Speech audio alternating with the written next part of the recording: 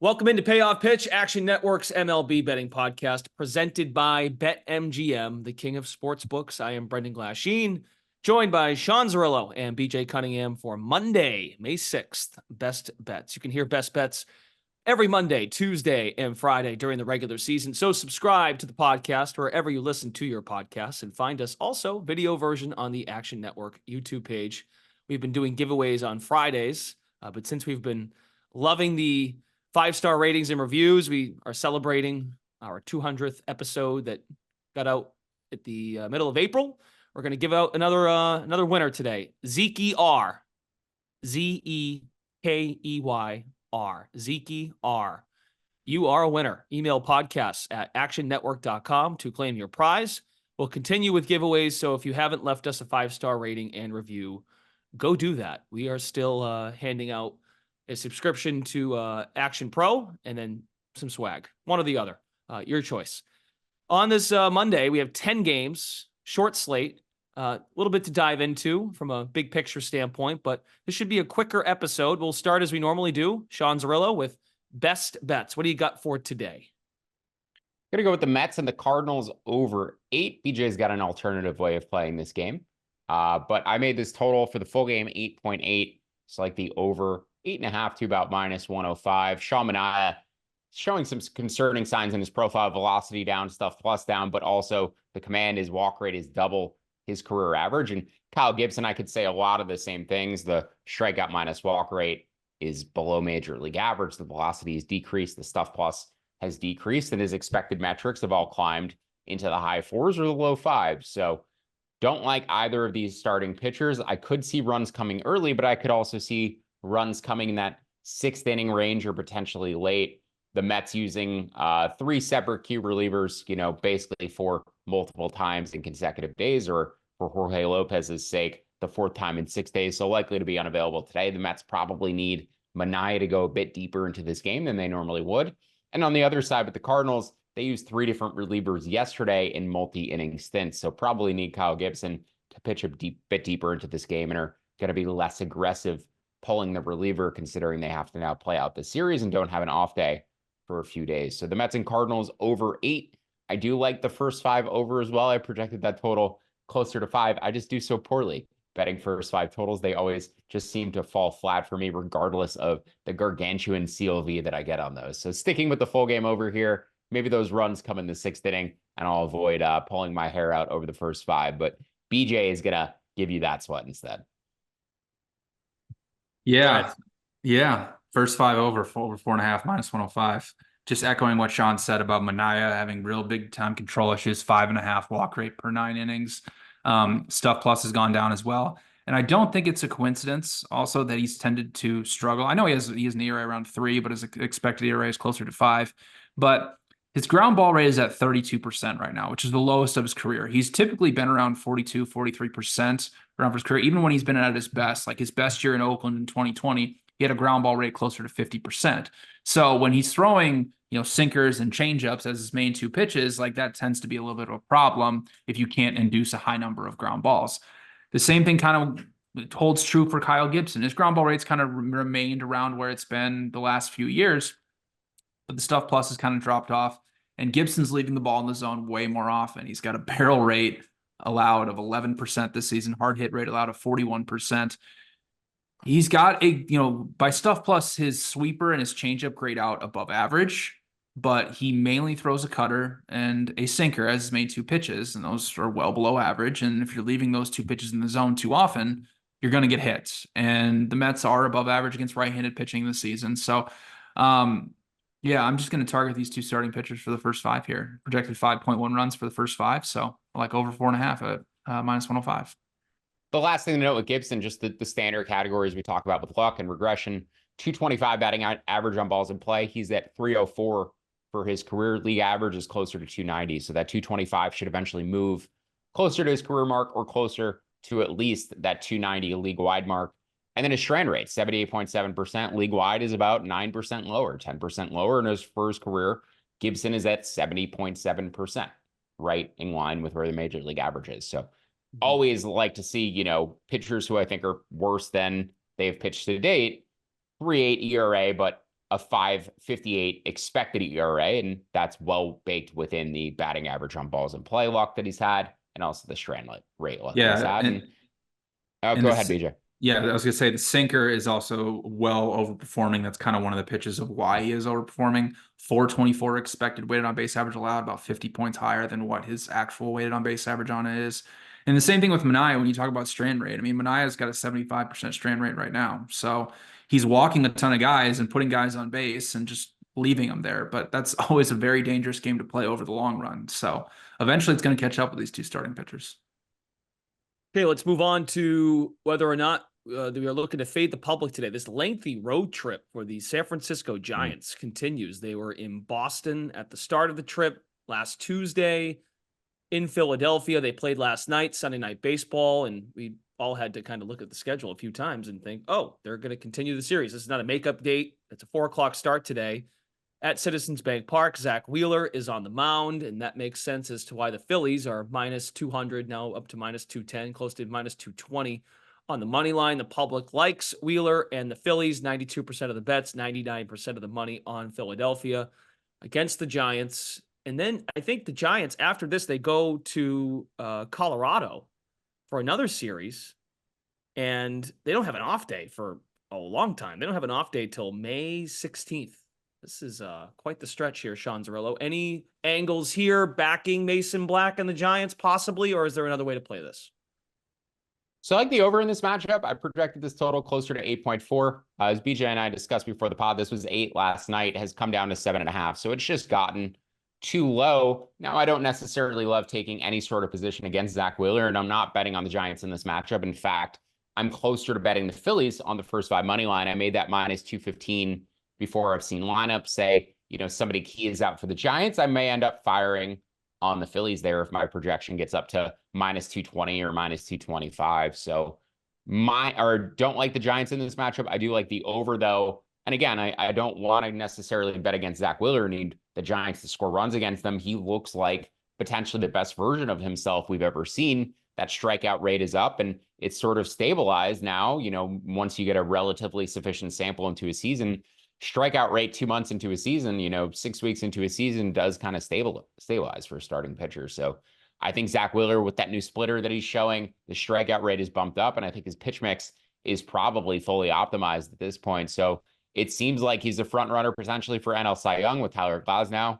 And I absolutely think he should probably be the favorite given his past track record and given Glasnow's injury history. So Zach Wheeler pitching his best, or pitching as well as ever, but I still just think this total is slightly too low. I bet the under 7.5 yesterday with Tyler Walker going in, and it's Logan Webb, and I've downgraded Logan Webb relative to the start of the season. I bet on the Phillies yesterday, but I'm higher on Wheeler, and I'm also higher on the total today. So just adjusting it for wind and weather and time of day and temperature, I make this 8.3. So the over 8 up to about minus 103. Would prefer to get the 7.5, but no huge difference there between 7.5 and 8, as there is between on key numbers of odd numbers with 6.5 versus 7. There's not as big of a difference in terms of the mathematical edge, but always want to get the lower number where possible when you're betting it over. So yeah, over 7.5, 8, and then there's a few overs I like on this slate, which is atypical. I feel like I normally target myself more towards unders, but a bunch of overs popped up today. BJ, you've got some info on Mason Black that might be a cause for concern. Yeah, so Black has been somebody who's had a high strikeout rate throughout the minors, even through single and double A, and even last year in triple A, he's been over a 10 K per 9 rate, but his control has been a little bit questionable. And even if you look into his stuff plus numbers from AAA, 108 stuff plus, which is really good. That's inside the top 30 or so ish guys who are in AAA. But the location plus is at 97, and that made and rounded out his pitching plus rating at 99. So that is kind of the concern here. And even this year in 6 starts, or excuse me, last year in 13 starts, he had a 4.6 walk per 9 rate. And even if you go this year, you'll see he's got a 1 ERA in 6 starts in AAA, but his xFIP is at 4.01. So, projection systems have him around, it's kind of all over the map. The most reliable one is usually ATC. So they have him about 4.3. So, he could, especially being in his first start against the Phillies lineup that has been pretty hot at home, honestly. I don't know if that's the best possible matchup here for a guy making his major league debut. And like Sean said, we both projected this around 8.4. It's come down a little bit. Again, don't really want to get involved with Wheeler, but there's some potential that Mason Black could blow up here in his first major league start. Or the Giants just throw their B bullpen, It's before true. heading to a game in Colorado. If they're down 4-0, 5-0, you get the backup relievers, and they save the A bullpen for Colorado. So yeah, that's like, I think kind of the likeliest way this goes over is the Giants bullpen. Just, you get the worst relievers in there to sort of finish out the game behind Black after they're already down. But Wheeler could have an off day too. You never know. But yeah, it's like, I've found over 5+ years of doing this now, you tend to have to bet the under on pitchers you don't like and the over on pitchers you do like, just because the totals tick a bit too far in the direction that you would expect them to, which means you have to go the other way. So contrarian total betting, I feel like is fairly common in my day-to-day activities. I don't know if you feel that way too, BJ, but it's just like, a lot of times I'm like, I don't want to, I want to be on the other side of this total, but the number just dictates I have to go the way I don't want to go.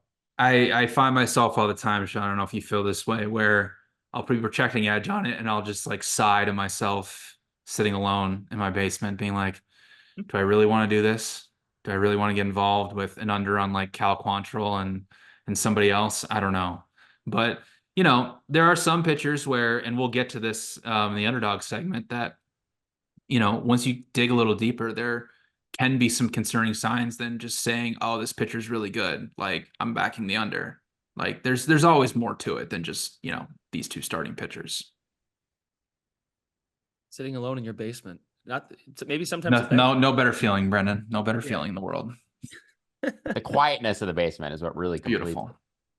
Well, I live in the Midwest where we have basements. I know in the West Coast they don't have basements in their households, but they're a beautiful thing if you're somebody who lives in a location where there are basements. Got to give it to you, BJ. You really do paint the picture like a baseball broadcaster. The way you go. I try, Brendan. It's good. I mean, if you can't visualize BJ's like his acres and his bench and his basement at this point, like what is his purpose of even being here? He's giving That's true. That is a good point. Description of his house and his property at this point. That's true. Do I need to start like, I don't even need, I know live streaming is all big these days. I don't need to live stream. Like people can always imagine what I'm doing. And it's pretty much just sitting on the couch watching any other kind of baseball and all these other kind of sports. If there's any listeners out there who want to do fan art, I want a commission piece of BJ, sitting in a dark basement with the light from the computer just illuminating his face. And that's the only illumination you see. BJ just struggling there as he clicks on the over 6.5 for Tarek Skubal starting with the Yankees on Sunday. Yeah. That might be our way to do another giveaway is sketches of BJ Cunningham. Somebody's going to pop that in the AI generator. And that's going to pop out. BJ sitting like the thinking man on his bench outside his house. More like just the sigh of just like, here we go again. Fantastic. All right, let's go to the underdog segment as BJ teased consensus underdog today. Zerillo. Yep. The Milwaukee Brewers visiting the Kansas City Royals. You like the Brewers. Why?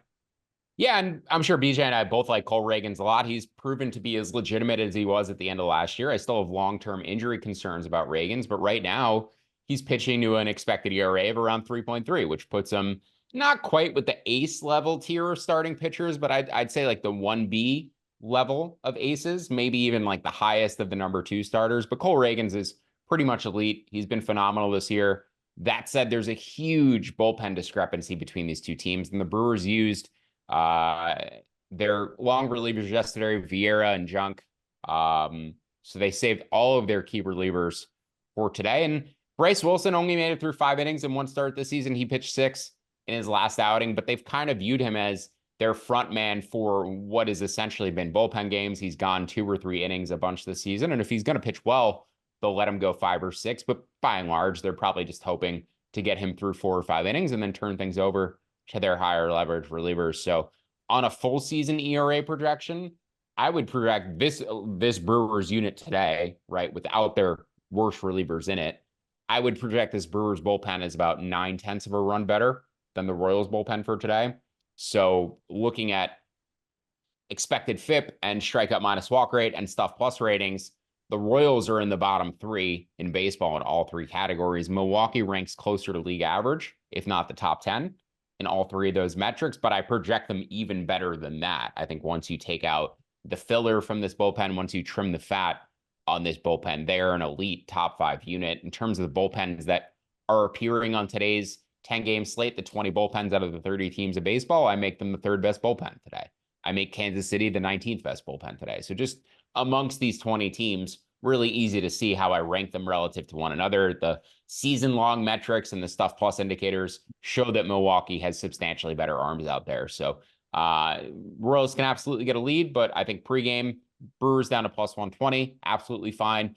And then I would probably also look for a live bet on Milwaukee as well around the time Wilson's exiting, maybe more so around the time Reagans is starting to see the lineup for a 3rd timer, starting to get that pitch count up closer to 85 or 90. He actually has very good numbers 3rd time through the order. So I'd like to retract that. Like, we're not targeting him specifically because he's facing the lineup for a 3rd time, but more so as he gets that pitch count closer to 85, 90 once he's coming out of the game or once those relievers are getting warm. I'd be interested in a live bet on the Brewers, whether they're down a run or tied in this game. So yeah, Brewers big late inning pitching edge here. And just in terms of like the way I think about baseball, I think a lot of like, you can change your perspective on it. A lot of times you see like the Braves coming back on teams and they put up these huge innings and it's like, oh, the Braves offense continually comes back on team late in games. I feel like with the Brewers, it's the opposite, where their offense does score late, but it's more so the fact that their bullpen has suppressed you for 4 innings. And it's not like the Brewers overtook you late. The bullpen just like held you down for long enough to let their offense get room to breathe and score a run. So they sort of play things backward with the run prevention thing. And they give me a different perspective of like how you can win baseball games. Just like putting up zeros with your bullpen, eventually your offense is going to get something and allow you to win the game. So yeah, I expect something tight and low scoring. The weather absolutely indicates an over here, but I see a lot of strikeouts from the starting pitcher or from the pitching staffs today in this game. So maybe a live over as well, once the Royals bullpen comes in, and a live Brewers money line, but definitely like the pregame 2 down to plus 120. Okay. And as we speak, that price is coming down to plus 115 as we speak here on this Monday morning. BJ, you like the Brewers too. What can you add to? I do. And I think this is kind of a little bit of a lesson in betting baseball, right? We always love these young starting pitchers.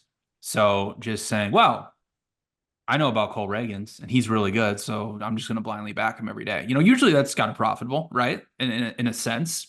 But like Sean said, not taking the whole picture into account with how big this bullpen mismatch is a little bit naive, right? So yeah, I projected this closer to even money. Even when you dig into Reagans, like, I want to talk about his fastball really quick. Like, it's an elite fastball, 128 stuff plus rating. He's got good velocity. He's got incredible both horizontal and induced vertical break on it, which is awesome. But if you look at the strikeout map of where he is actually throwing his fastball, a lot of them are up in the zone, which is perfectly fine because he's got good velocity and good movement on it. But there's not a lot of pitches that are really painting the edges, right? Like, his control is usually kind of wild outside the zone or up in the zone. So, like, yes, he is allowing, a low batting average on it, and even a low weighted on base average on it. But if you look at his expected weighted on base average on contact, he's closer to around the 50th percentile of all major league fastballs. And even if you look at, the discrepancy between his weighted on base average and expected weighted on base average for his fastball, it's 235 actual, 301 expected, which 301 is fine. Like, it's not bad, but it's not indicative of a 128 stuff plus rating, right? Like, it's not to the point where it's like, this is the elite of the elite. It's just really, really good. So I think that's kind of what the market is. Like you said, I think that's the reason why you've seen the Brewers come down a little bit here, is that, obviously the bullpen discrepancy and everything like that. But, for Bryce Wilson, like Sean said, hoping to get to 3 or 4 innings. Like, his first start, he faced 14 batters, and then his last start, he got up to 20.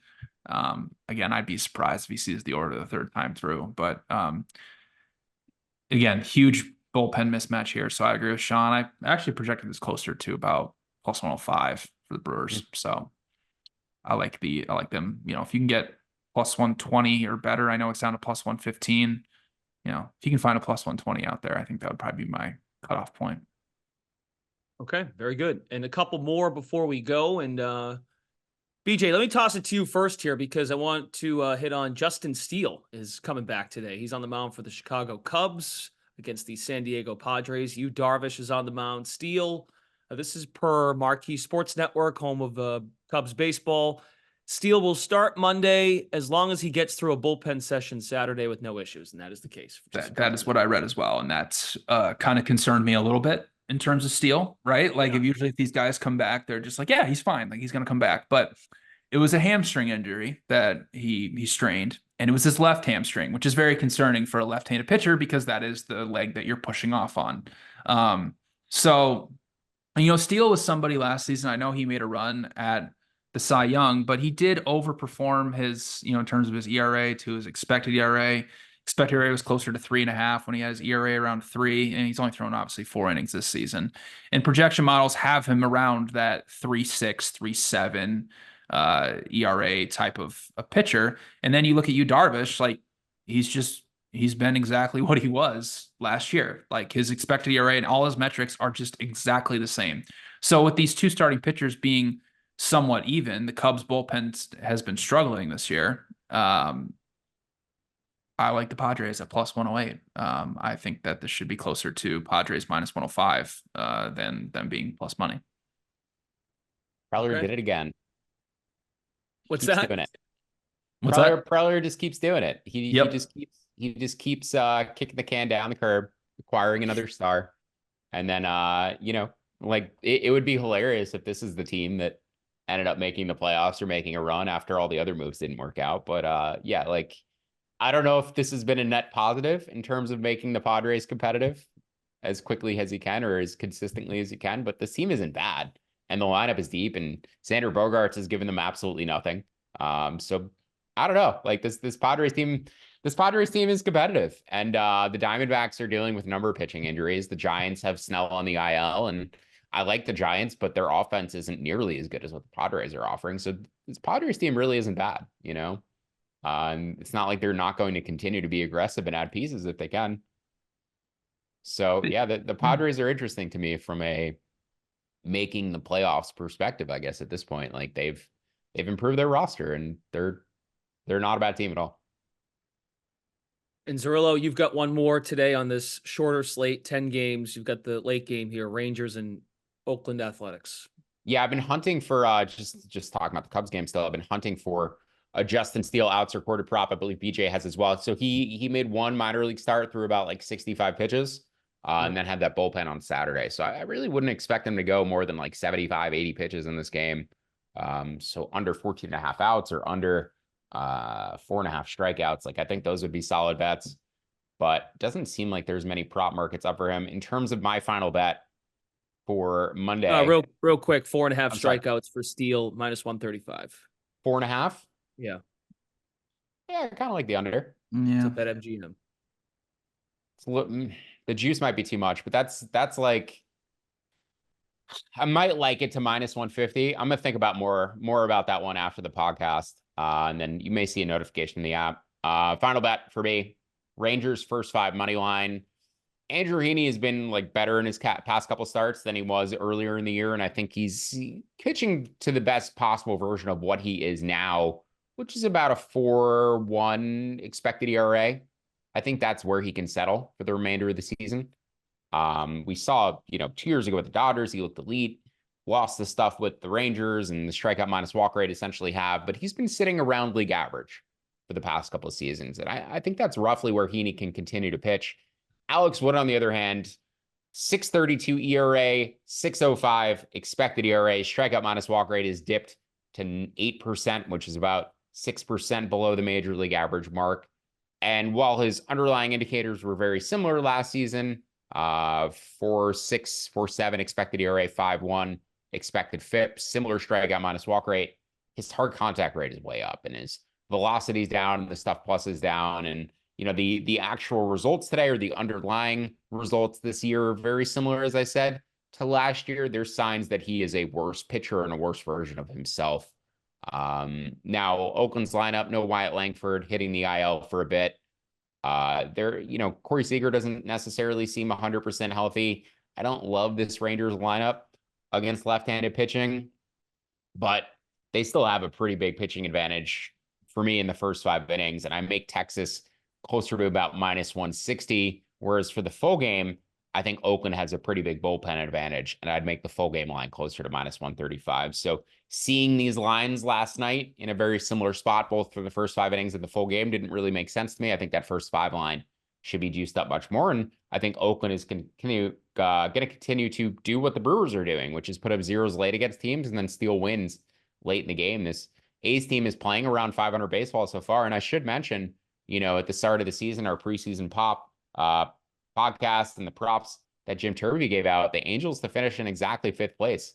Looking pretty good right now. I think that was a 9-1 ticket that Jim tossed out there. And with the way the A's are playing, with the way the Angels are trending, I should mention today, the Pirates were my best bet. If you're not in the Action Network app, that is why you should be in the Action Network app, because people got a line who tailed me at -135 on the Pirates that was not available this morning. And I'd love to come on here and say, hey, like the Pirates -135, can't do it. My best bet last night was the Pirates. My best bet today is not the Pirates because the line's out of range. But just a reminder, like the biggest edges I'm going to find are going to be in the overnight markets. And that is where you'll get the most CLV on your bets. It's not going to be jumping on this podcast and, getting a 20-cent move with me. That's probably not going to happen by morning, but overnight, those are moves we can absolutely beat. So yeah, I think the Angels are trending very poorly without Mike Trout. Not only in terms of like dealing other pieces off that roster, but just their offense is woeful without him. And they also project as like the worst defensive team in baseball in my model too. So I've been betting against the Angels pretty consistently over the past week or so since Trout got hurt, and betting against them today. And I expect the market to keep moving against them on a daily basis. Like I'm betting against them and getting CLV. So it's not just me seeing it. I think the Angels are just a bit overvalued after their hot start. They have other guys on that roster with, WRC plus over 100 and some decent relievers. But I think overall their defensive quality and their poor base running is really going to cripple that team. One more thing I'm going to mention. The lesson is also, get in the app, get down to your basement on a Sunday night, and That's right. Keep an eye. What better way to spend a Sunday night? Jack Flaherty strikeout prop today is 5.5 against the Guardians, who are like one of the lowest teams in terms of strikeout rate, which is just kind of funny. So I'm sure there's going to be a lot of people that are going to want to bet Jack Flaherty over 5.5 strikeouts. Yeah, and even if you go low. it actually is kind of low. If you just do the simple math, he probably should be around 6. And then when you factor in the Guardians, like it's having a low strikeout rate, it's probably closer, like 5.5 is probably fine. But I'm just sure a lot of people are going to be like, what? 14 strikeouts last start. Let's bet it over now. So just be careful out there, people. But yeah. Yeah, I was close to betting the Tigers first 5, and I had that same thought of just like Guardians are maybe the worst matchup for him, or at least as difficult of a matchup as he could find, because they're probably not going to chase and they're going to rack up that pitch count. Knocking Flaherty out by the 5th inning is probably the way the Guardians win that game. They're going to need to win it in the bullpens. But I noticed that too. Like I was like, oh, I really want to bet Flaherty after that last start, but not the best matchup for him necessarily. And I had the thought, I was like, all right, do I bet a strikeout prop instead? No, like that's the reason why I'm not betting his money line. So I made the Tigers like -105 for the first 5 innings, and there was some plus money last night, but I ended up passing. And we'll see how that goes today. That's an interesting start, and I think these Guardians Tigers games could ultimately be very important for determining which team makes the playoff out of the Central. I don't know if it will be the Tigers or Guardians ultimately, but I think the Guardians have a better chance, and they need to win these games if they want to clear out this division. The Twins have been red hot. Mm-hmm. They've won 13 straight now. Well, they lost to Boston yesterday. They lost yesterday, so snap to 12. I think they were going for 13 straight, but yeah, I'm not particularly. I mean, if you look around baseball and you look at the schedules, a lot of the teams that the good teams have played. Look at the teams the Phillies have played over the past 3 weeks, 4 weeks. I mean, yeah, they have the best record in baseball, sure, but like, who have they played? They haven't played a team that's above 500 in like a month. So yeah, they opened against the Braves, and then Reds, Nats, Cardinals, Pirates, Rockies, Reds again, Padres, Angels, Giants. And granted, like when you're beating those teams, it is harder for those teams to be above 500. That's obviously like a correlated thing, but we're now into May. And the only team they've played that's above 500 is the Braves. And it was the first weekend of the season. So take away from that what you will. I think the Phillies are good. I think their pitching is better than years past, but I do not like their offense. And I do not like Castellanos and Real Muto this year. I think they have real holes in the back of it. I think Boma's taken a step up, so maybe he can fill in some of that production, but no Trey Turner for 6 weeks. I think this is going to be a real problem. Hope you're listening to Bundo. Keep it real. Don't drink the Kool-Aid. I was talking about betting the Phillies to maybe win the division as of last Friday, but like the Trey Turner injury just throws a huge wrench into it. It's a big part of their offense. So yeah, I think their pitching is going to be great. Their bullpen will continue to be great, but no longer interested in a divisional bet. And I don't know what their ceiling is ultimately at the end of the year. All right, for a 10-game slate, a lot of chatter there about the world of baseball. And by the way, just one last note here on the Angels, as you guys brought up that last place thing. To think, by the way, that the Astros are making this complicated for the last place finish. As of now, both have the same record, 12-22. Mike Trout did have surgery to repair the torn meniscus on Friday in his left knee. Is expected, we've heard this before, expected to return. So yeah. See how that goes. Now he can't get traded. This is the tragic for him. Yeah. All righty. You can find Sean Zerillo and BJ Cunningham in the free-to-download award-winning Action Network app. Keep an eye there as the night, once we get to the evening, if they add anything live or anything down the road. We do have Payoff Pitch coming your way again tomorrow morning on May 7th. Thanks for tuning in, everybody. Once again, don't forget to leave a 5-star rating and review. We're still giving away some Action Network swag or a free Action Pro subscription. Also, check out the Action Network Discord channel. There is a link to said channel in the episode description. For Sean Zerillo, BJ Cunningham, Brendan Glasheen, thanks for listening to Payoff Pitch, Action Network's MLB betting podcast presented by BetMGM. Good luck on this Monday. We will talk to you again on this podcast tomorrow.